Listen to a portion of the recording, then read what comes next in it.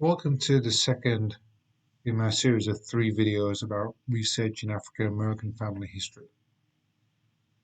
In this video, we'll concentrate on the period prior to 1870 and what sources you can look for to help you build your generations prior to that date. But again, why 1870? Why is this date important to genealogists, and why is it often referred to as the brick wall? Basically, the US takes a federal census every 10 years. The latest one available is 1950. But in 1870, it includes all African Americans. Prior to that, African Americans that were slaves were not included in the census. So hopefully, if your luck is with you doing your research, you can research your family branches back to 1870. So what do we do if we're going back beyond 1870? Big question here now is your ancestor a slave or a free person of color? The research will be different in either case. For slave ancestors, your research now will focus on the owner's plantation and location of your family. It will be very difficult. We'll have to look at patterns of families, patterns of names. For free person of color, we'll try and follow back to the manumission document to see when they were made free and how long they've been free. And in many cases, for an African American family, depending on the branch, we may have to do both these approaches. So in this video, we'll just look at 12 resources or sources of information that may help you go beyond 1870.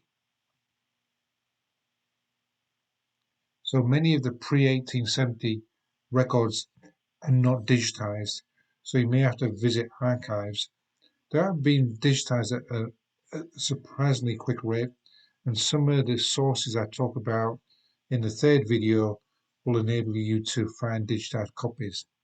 But here are 12 areas that you can look at to take your research back prior to 1870. And as I mentioned earlier, Manumission Deeds are the legal documents that grant freedom to a formerly enslaved individual. And we can research these in a number of ways. Sometimes they're documented on the names of the persons that were made free, but more often than not, they need to be researched through the slave owner or slave plantation. So again, knowing the location of the slave owners in the area that you're looking at will actually allow you to focus in to see whether these documents are available for your family. I mentioned DNA in the last video. In this context, going back this far, you're possibly not going to link to known relatives unless you're doing a Y-DNA or an X-DNA. But the DNA will now give you ethnicity results, and these are getting better all the time. And because the ethnicity results in Africa are improving, you may be able to see your ethnicity and then route your journey depending on the countries in Africa that your ethnicity indicates. So it's an important role. It doesn't give you concrete information, but it can give you context information to your family's journey. Slave schedules are very much like census records, apart from the only name the slave owner by name. The slaves that were owned by the slave owner are only inventoried by age, sex, and maybe have a Christian name in some instances. Now, it's incredibly difficult to use this practically, but in some cases you can work backwards from the 1870 census by subtracting 10 years from a family group, and you're able to map that family back to the 1860 census, and in some cases subtracting another 10 years back to the 1850 census. Now you may have other information, like you may know the slave owner's name by this time, you may know the exact location, which will allow you to focus on this family group. But these, because they're inventory records rather than name records, in itself will not provide proof that your family has been found within the slave census records.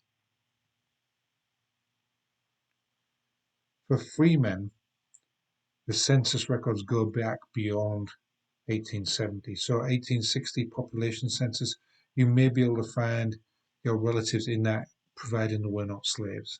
And we can keep working back as far as the census records will take us to try and find a manumission event, or perhaps the relative has been a freeman for before census records were taken.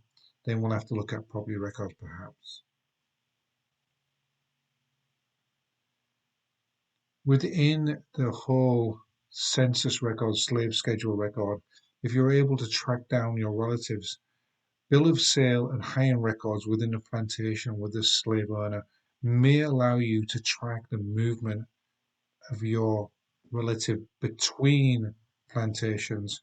And sometimes plantations hired out particular slave groups between one plantation and another. So if you know a name and a family group and you're of an age, you may be able to find one of these bill of sales hiring records that will allow you to move between the different plantations.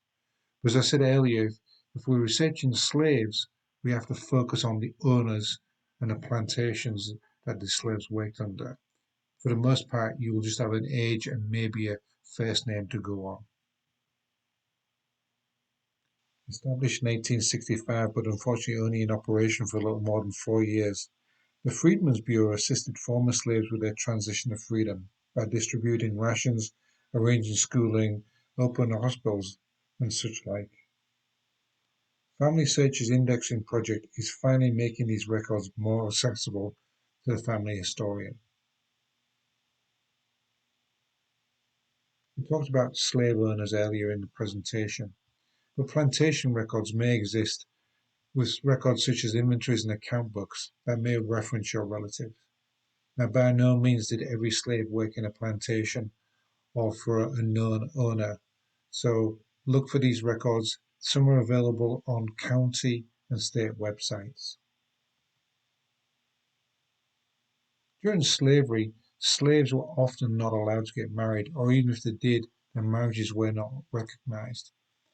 Cohabitation records were the establishment of a record of marriage for somebody who got married in slavery. These were often documented after the Civil War by the Freedmen's Bureau, and you may be able to find them at a state, county level, or within freedmen records. But most people, obviously, if they were married but not recognized, wanted to establish the fact that had been married and establish the family unit. About 179,000 Union troops were black men, and some came from the north and some came from the south. The National Archives are digitizing these records on an ongoing project, so it's worth visiting the National Archives online page to see if records exist of your relatives. Perhaps your ancestor's last name came from a location or a previous slave owner or some other place if there are people of slave background. Freedmen may be different, but first name patterns are very common too.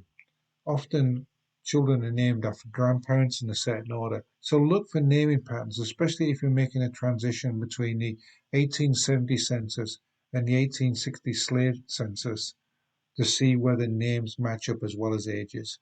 Names do continue throughout families, and you may find a name like Thomas appear in multiple generations. While we talk about names, if you lose track of your ancestors at any point during your journey, it's worth looking at non-family members such as neighbors, friends, associates, co-workers, people who witness in documents like cohabitation records, plantation owners. So you may be able to connect your family through friends and associates. So look at people around them, look at different families in 1870, look at different families within the plantations, and you may be able to link within those groups the people you are related to. And then finally, did your ancestors own property? The Freedmen's Bureau distributed a huge amount of land to former slaves. There may be clues on the 1870 census, and land records could be held at the city, county, or state, or even federal archives. But again, this is worth looking at for any relative of this period.